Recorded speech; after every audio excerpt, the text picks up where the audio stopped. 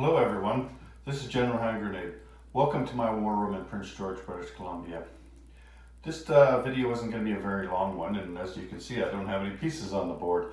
There was a discussion on a WhatsApp chat yesterday that I'm a part of, and I was at work yesterday. I was running this huge machine that, like it would have been dangerous for me to take part in the chat, but I could glance down and read, and on my breaks I was able to read through it and see. It was a really interesting discussion though. It was about people's favorite games, and they were comparing this game, Global War 36, to some of the other games that have, like some of the Axis and Allies games, Global 40, and some of the variants that members of the community have been talking about. And also it went back to discussing the Game Master series, like where the original Axis and Allies came from. There was a bunch of games that came out here. Let me just show you in my closet here. I got a couple of them up here. Like there's Shogun and Fortress America. There was also what was there? Conquest of the Empire, which was a Roman Empire game. Well, it was all the empires, I guess you could say, Egypt and all that. It was the Mediterranean was the map. And there was Broadsides and Boarding Parties. I didn't have that one, but I think I had all of the other ones. And they were really good games, and so everybody's talking about which games they used to like to play and which games are their favorites now.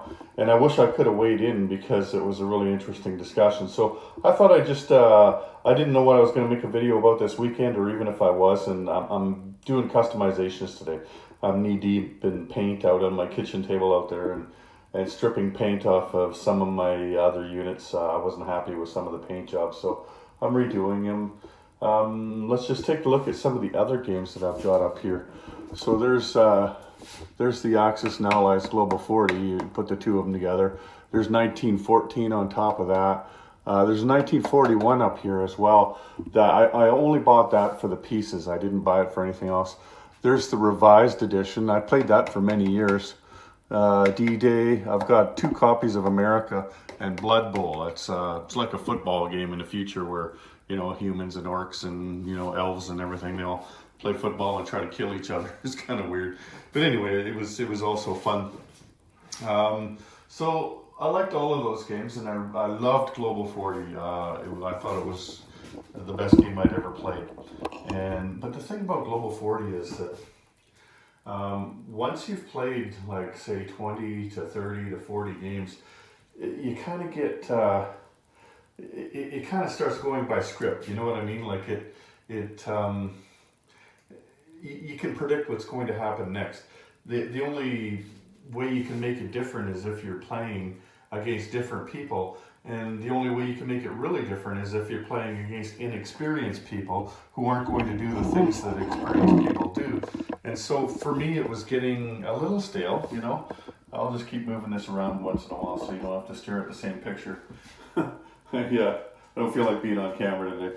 So, it's kind of boring, but not really boring. I mean, it's still a great game, don't get me wrong. It's just that I get tired of the same things happening over and over again. And it's definitely the best Axis and Allies game. But you can see how it's kind of lacking something in that you and I and everybody else that plays Global 40 have all house ruled the shit out of that game. You know what I mean? I've got my house rules. You probably have yours.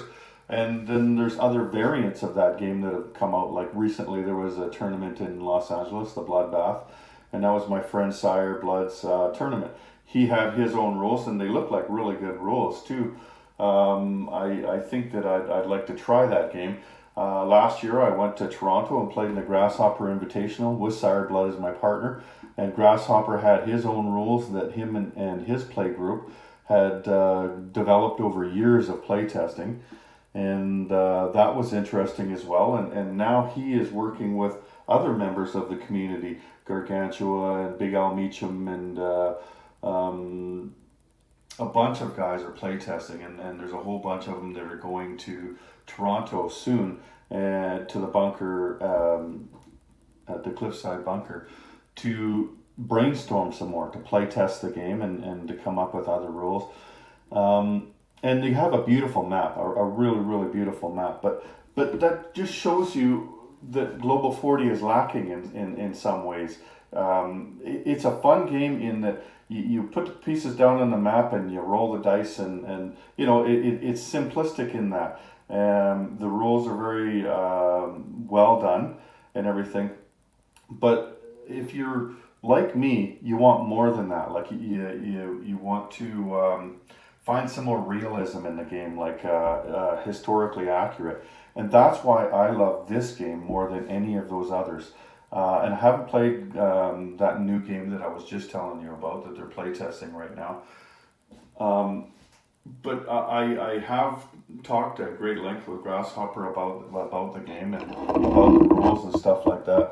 And I still like this game better than anything else that I've seen. And I know that some people are intimidated by this game. And during the discussion yesterday on our cell phones, some people were saying that they didn't like the game because of how overly complicated it was.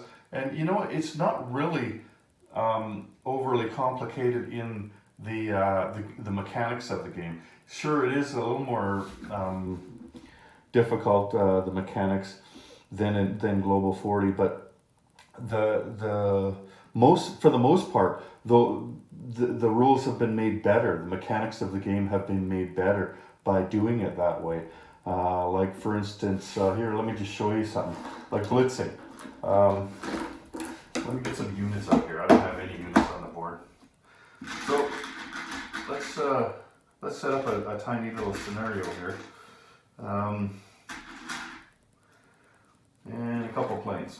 We won't bother with the flight stands today. So let's say I know this is China and all, but let's say here's a couple of German territories. So we'll put some guys down there. Now, then you got the British down here. Which just put a bunch of stuff in here.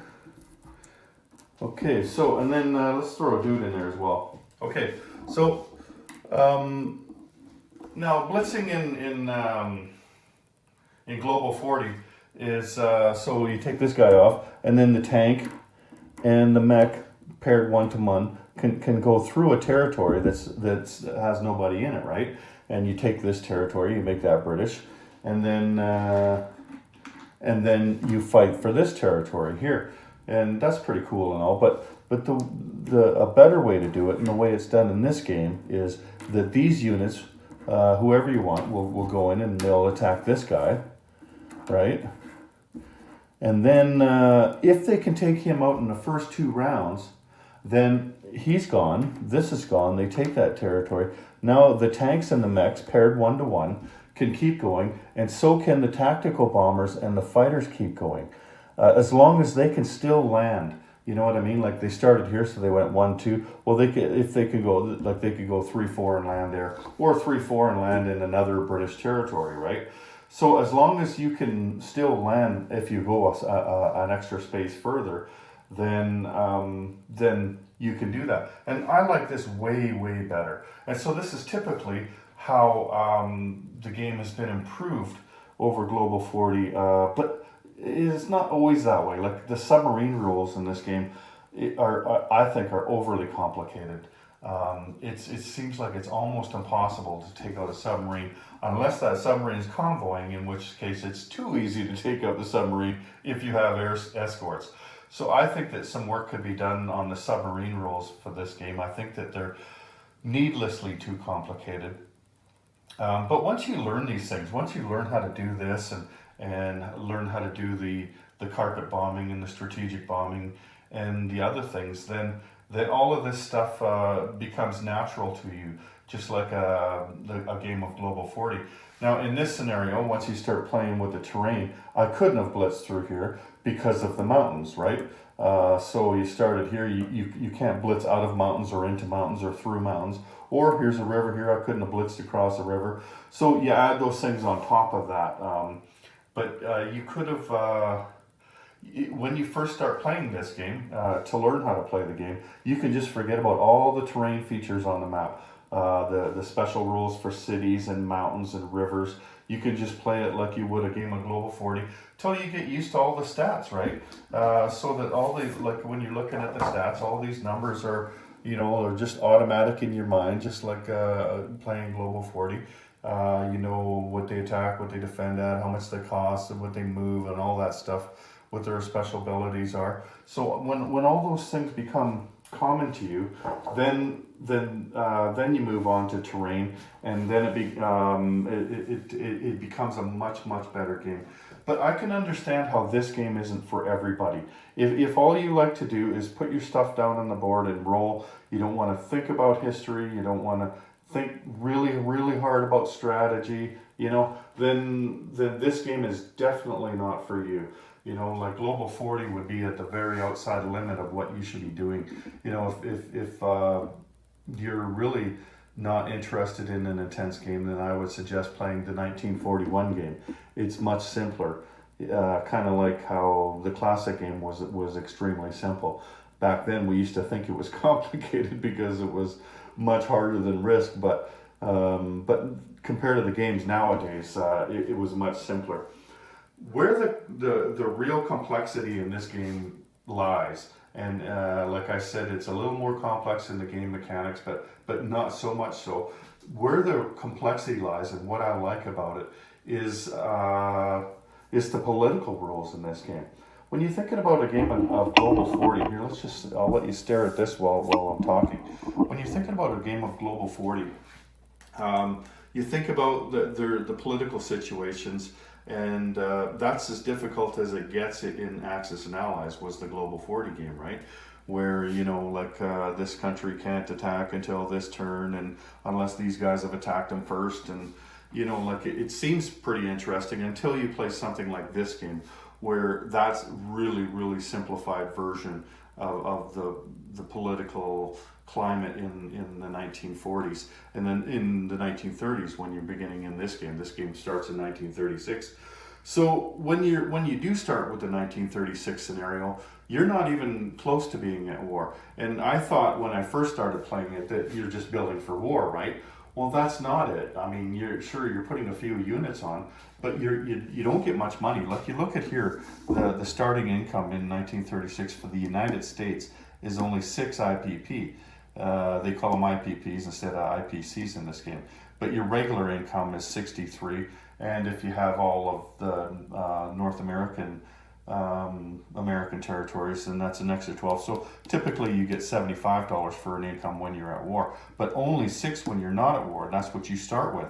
And so you're hardly building anything, right? You might be able to lend lease, you might not be able to lend lease. I'll get into that a little bit. I'm only going to show you this one card. I don't want this video to go on forever. I just want to give you an example. Now, the 6 IPPs that the Americans get, it's not that the Americans were a poor country, it's that the Americans were not interested in war. So that's all they were spending on their military. That's all they were spending in their defense budget, was a very small amount, because they did not want to get involved with what they thought was like a European war or a war way over in China. They just did not want to get involved in that, or at least most of them didn't. When the war went in 1936, but as time went on, as things started to get more and more serious, and more allies started to get affected, allies of the United States I'm talking about, that's when the Americans started ramping up, and that's the interesting part about this.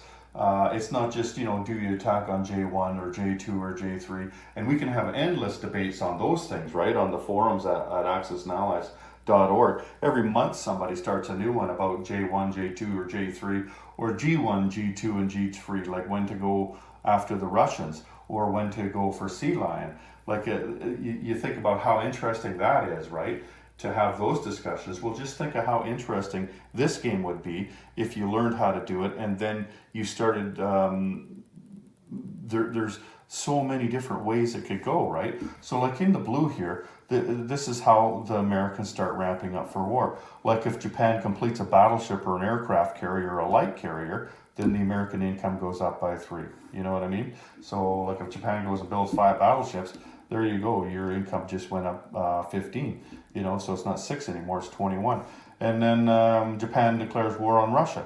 Other than the border skirmish, which was like they just huck rocks across the border each other. So you roll a d6, and that's how much the American income goes up. Japan declares war on China, and if you're playing in the 1936, so it goes up 5 IPP, that your income. Japan declares war on any other neutral, 2d12s. So Japan has to really watch it, right? Like the Mongolia is easy for them to take, but do they want to take it? Because you could keep America out of the war for the longest time in this game if you were the Axis, if you didn't do these kind of things. But maybe you want to do these kind of things because the Japanese, like their starting income here, let me just show you theirs for a second here. Their starting income is 16, right? And so they start with more than the Americans. The only peacetime bonus income is they get $3 if they're not at war with China. And then like if they attack China, then they get $2. And then if they attack China again, they get $1. And then if they attack China again the next turn, then they get no more peacetime income. But then you start getting wartime bonuses, right? And so you have to kind of weigh that. Is my wartime bonus worth getting the Americans, or it could be the British or the Far East Command or the Anzac or French? Is it worth bringing these guys closer to war? Because when the game starts, they're not at war. Like I said, he started in 1936. So if Japan declares war on Great Britain or France, like you want to go after Calcutta, well, that's 5d12. But you're getting close to bringing the Americans into war by then, right? And then the Axis possess London. That's plus $25 right straight. You're not rolling any dice, right? Germany declares war on Russia. That's a D12. Italy declares war on Great Britain or France. That's another 5. So that's how America ramps up for war. And then starting in I believe it's 1939, the Americans just roll 1d12 every turn. Without any of this stuff here. Besides this stuff, they just roll 1d12. As does France, as does Britain, if they're not at war with Germans yet, so that they ramp up to their wartime income. But depending on how you roll that d12, if you're rolling 1s or if you're rolling 12s, it could be a long time or a short period of time until the Americans get into the war. And then you look at along the way. So once the Americans reach 15 IPP income from the 6 that they start with, you could close the Panama Canal to the Axis powers. You could lend lease to major and minor powers who are at war with a major power. So, like, you could lend lease to Russia if you wanted, and Russia's at war with Germany. You know what I mean? Or you could lend lease to France or to Britain if they were at war with Germany or Italy or Japan. Once the U.S. reaches 35, then you can reinforce the Pacific Islands. So you could actually send stuff out from the mainland and start building in Hawaii or Guam or Philippines or the other places. When you're at 50, the U.S. and Germany may engage in naval combat within 2 zones of the U.S. coast. And at 63, you can declare war on anybody, the major or minor powers, the Axis. I don't think that you can't declare war on Russia yet. There was a rule that you could be at war with Russia early in the game, but they had to get rid of that, and that was just recently. That was just a few months ago. And let me just show you something over here. One of the things that would bring America immediately to war is if you violate the Monroe Doctrine, and that's a historical thing as well. That's what I like about this game, is all the history. I'm trying to get rid of the shadow there. So anywhere in the Western Hemisphere, so that's from the top up there, up in Canada, the United States, Central and South America. If anybody attacks any place in there, then boom, the Americans go up to 63. Doesn't matter if their income is only 6, they go up to 63 immediately, and they can declare war on the Axis or Russia if in the old rules. See, one of the old rules, how you could exploit the rules, was the Russians would just get on a transport, either up there or down in here in the Crimea, get on a transport, make a beeline for South America here. They could be there by 1938 and attack just to bring the Americans into the war. Bring their economy up, and then they'd all just go and kick the shit out of the Axis, right? Like the Americans would be at war with Russia, but that doesn't mean that they have to attack each other, right? And my friend Rank Carcass, he loved to do things like that. And that's what makes this game more interesting than any Axis and Allies game more than any Axis and Allies game, sorry, is that this is a three-way game. It is really dynamic. In Axis and Allies, it's the good guys versus the bad guys, right? It's the Axis versus the Allies. And it's the same every time, the same teams every time. And so there's no room for the players around the table to make little side deals, you know what I mean? Kind of like if you ever played Risk before, or some of the other games where you're your own team and you kind of have to make alliances along the way. In this game, you have to negotiate with each other, right?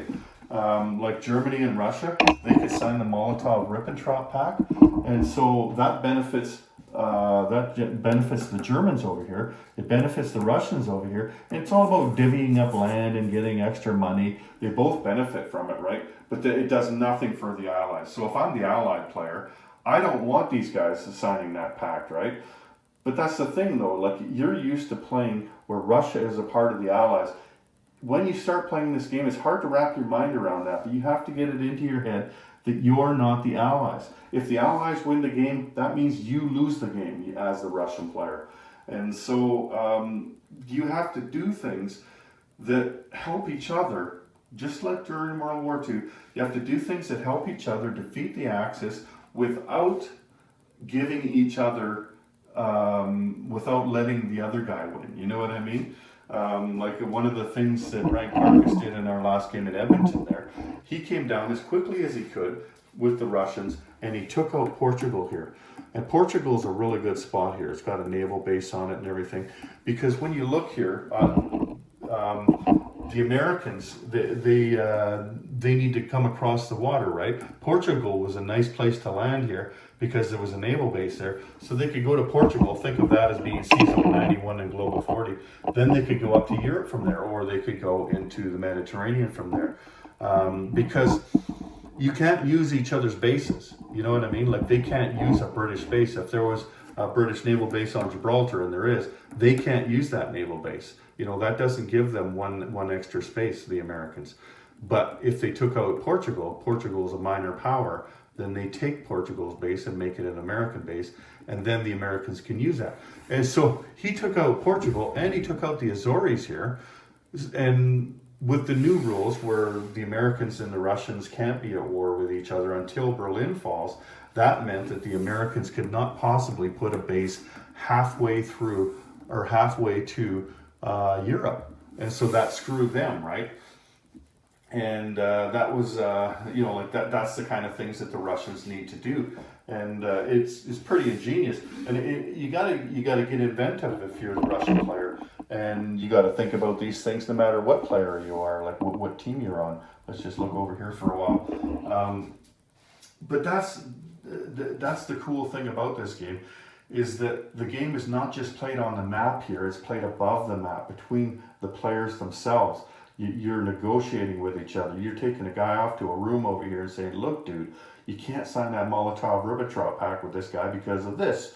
And if you don't do that, then I will help you out, I will lend-lease you stuff, or I will do whatever, I won't date your sister. Whatever you got to do, right, to get the guy not to sign that pact. And there's other pacts that you can sign in this game. There's no pacts that you sign in Global 40, but this game is so much more detailed that you can actually sign these treaties in this game. And then when you look at all the other neutrals, like in Global 40, there's strict neutrals, there's pro-allied neutrals, and there's pro-axis neutrals. That doesn't exist in this game. With all these neutrals on the board, there are different rules for just about different rules for all of them. Some of them are fairly similar. So how it works is that the Axis can attack any neutral they want. The Russians can attack any neutral they want and not suffer any penalty. Not every neutral, but most neutrals not suffer any penalty. But the Allies are not allowed to attack neutrals unless they pay 10 IPP first. And they can come up with that money, like France could come up with 2, and America could come up with 6, and the British come up with 2.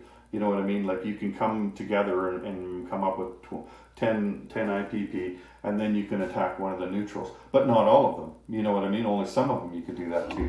Like up here, with these neutrals in here, Germany, one at a time, they can take this one, and this one, and then and they get the stuff that's in there. They don't actually attack them, but they can't take them all at once. If they try to take them all at once, then they'd have to attack the guys that are in there, and then of course those guys are not going to become part of the German army after that.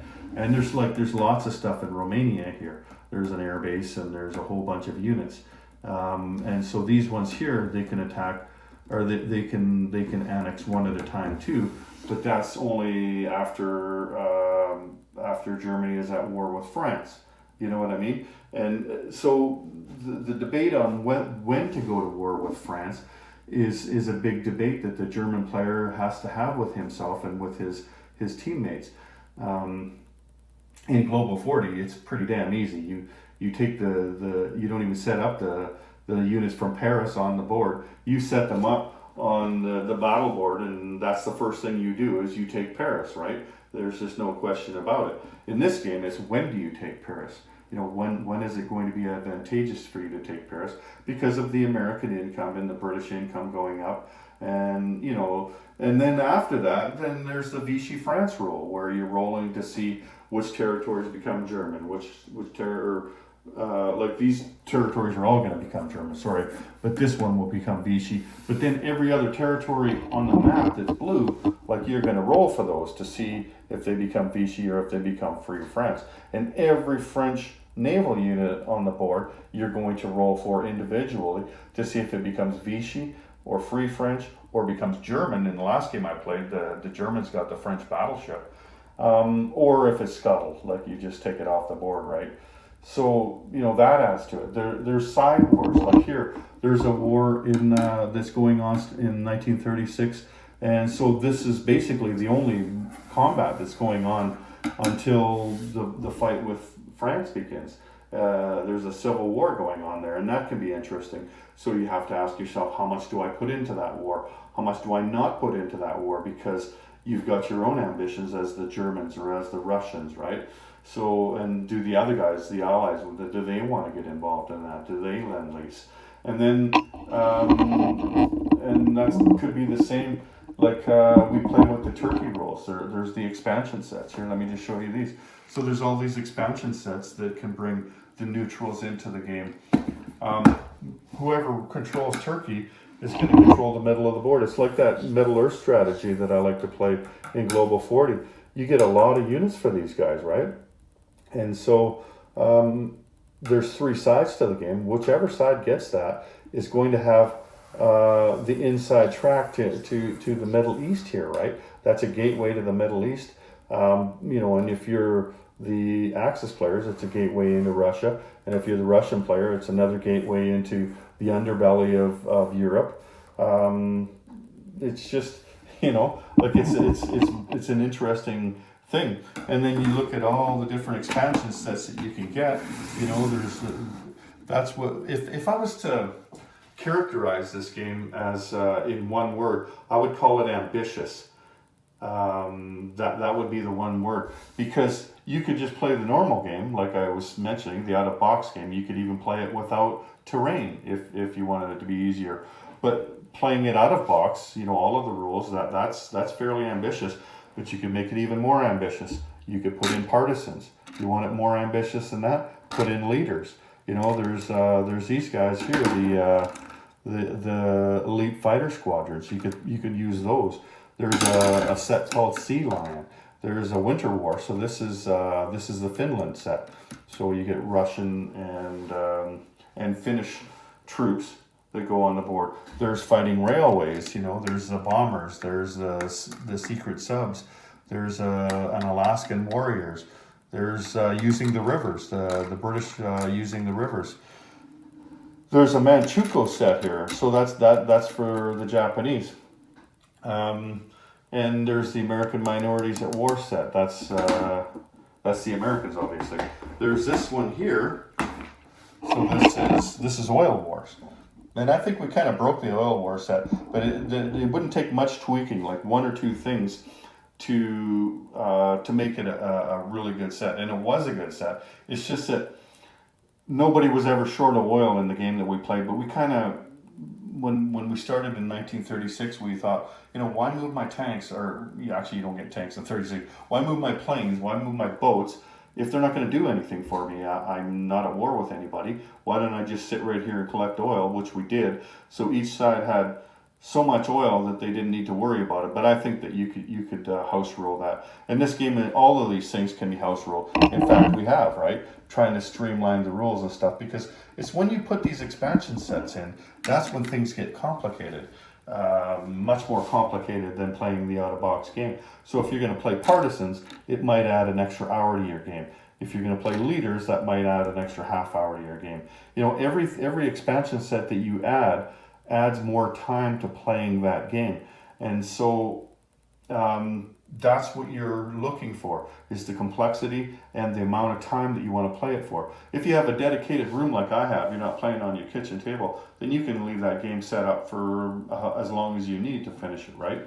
It's just a matter of getting the people back to play it. But anyway, that's one of the things that I love about this game, is all these expansion sets, and they continue to come out with more. There should be 2 or 3 more sets coming next week. A couple of the Battle of the Atlantic sets coming out. So, and like, these aren't even the German ones. The German ones, like, everybody loves the Germans and Axis and Allies, and in this game. So this is just the Germany sets. And like, I made up this card to make it easier to play, and you can make it go faster, you know, and stuff if you get these things. And here, this is a map overlay. So here, it goes on. Let me just put this down over here. If you're playing with this expansion set, this just goes on here, and it cuts up the territories even more. Like, it cuts up the Yugoslav territories more, right? And so it's called Croatia Fights Back or something. I can't remember. But lots of really cool sets in here for the Germans. This one, like, it's kind of silly. I don't know why you would do it, right? But there's the Africa Corps set, and these were painted by Sire Blood for me. I won his contest. There's the what are these? The Partisans. There's the Croatia set. You know, there's a set just for the South Pole, right? Antarctica. This is a really cool set. This is the Elite of the Reich. So these guys, that's what I need this chart for, to know when they come on the board. Now, they're not complicated to use. All they are is the regular units and their +1 attack and defense. But the slightly complicated part is, when do they go on the board, right? And how do they go on the board? Like here, any turn after Germany has declared war on Poland, you could put this one here on. And so I try to make it easier by gluing the right unit onto the chip and being all ready to go with them. So this isn't going to slow you down too much. You're going to do this when it's not your turn. You're going to figure out what you need that next turn, and you're going to take it out of your box, and, you know, like, as long as you're not out smoking a bong of Fruit Loops or something instead of watching the game while it's not your turn, then this one won't slow you down that much, right? And there's a set that's similar for the Russians. It's a little less complicated than this. Any kind of Russian unit can go on the chips, and so there's unlimited ways that you could directions that you could take this game in, including making your own house rules for it, right? I've already thought of some house rules that I want to use. I don't really like the rules that they use for repairing capital ships. In this game, you have to roll 2 6-sided dice to repair a capital ship. Like, to me, it seems ridiculous that you would pay 12 IPP to repair a capital ship. Like, that's far too much money for that, right? Like if it was, if I'd have known that it was going to be $12, then I wouldn't even bother repairing it. You can still use a damaged ship, right? It's just not even worth it. So I think that that rule could be tweaked, and there's other rules that I've already thought about. A few things that I've put on video already. Anyway, and besides the expansion sets, there's also units that aren't part of the game yet.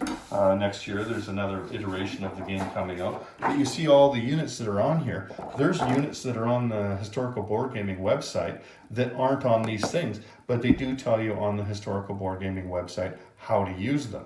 Like they give you the stats for this game for playing that unit. There's 3D printed ones, and there's just regular ones like, let me see here, what do I got? Like this.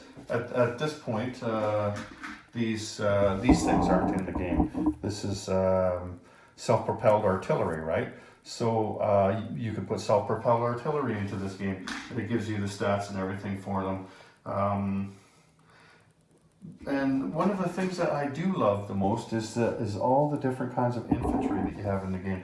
In Axis and Allies, it's just one kind of infantry, right? But here you've got regular infantry, you've got militia.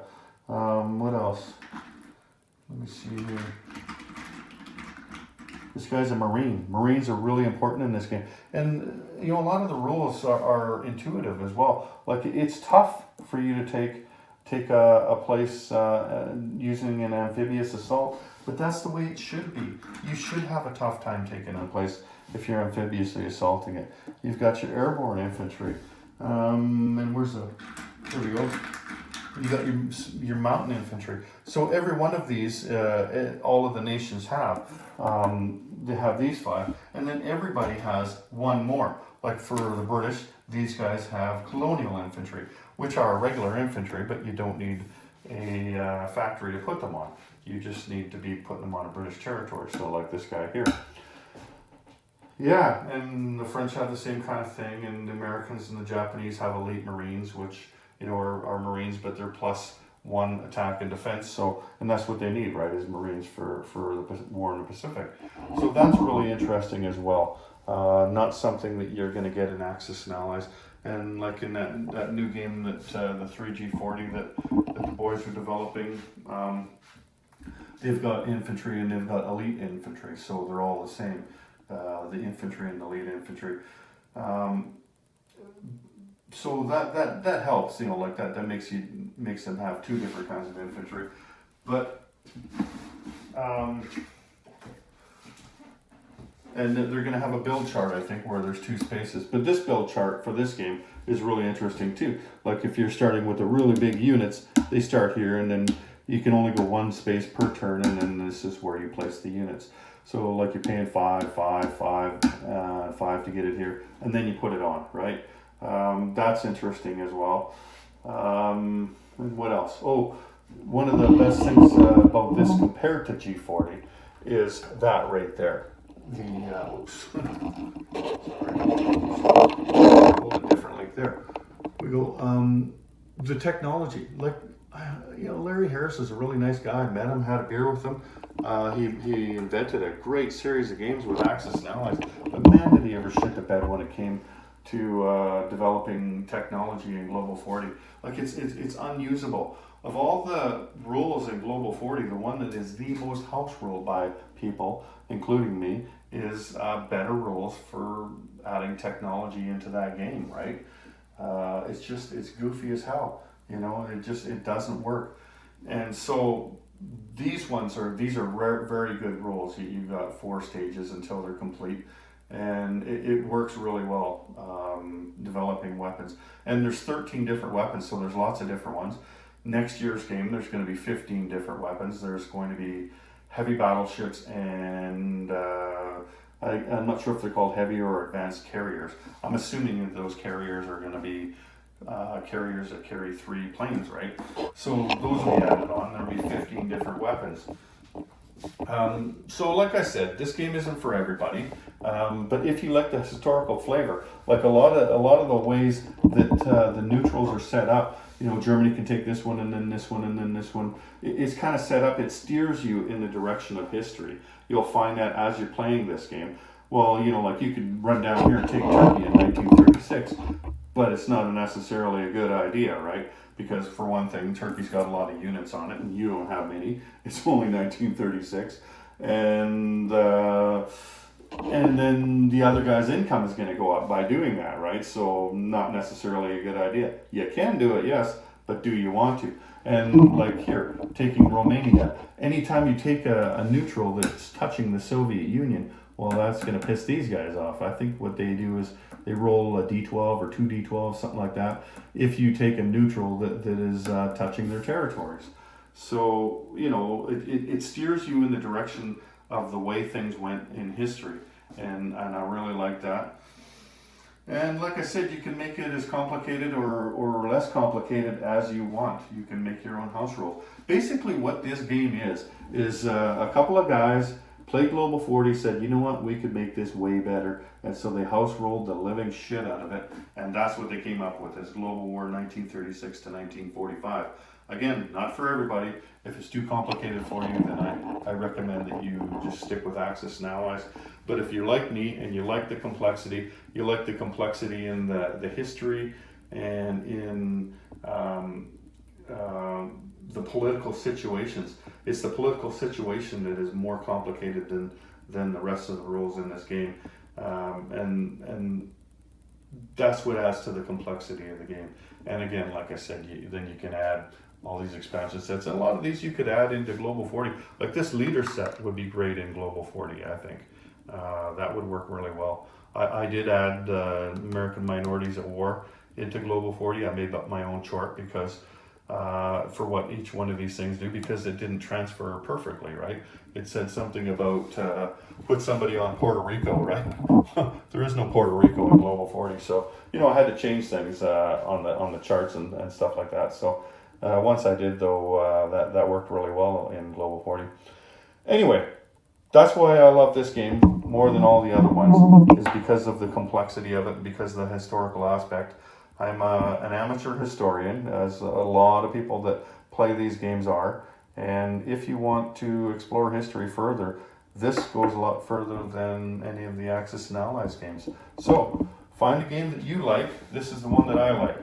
Take care, everyone. General Hand Grenade out.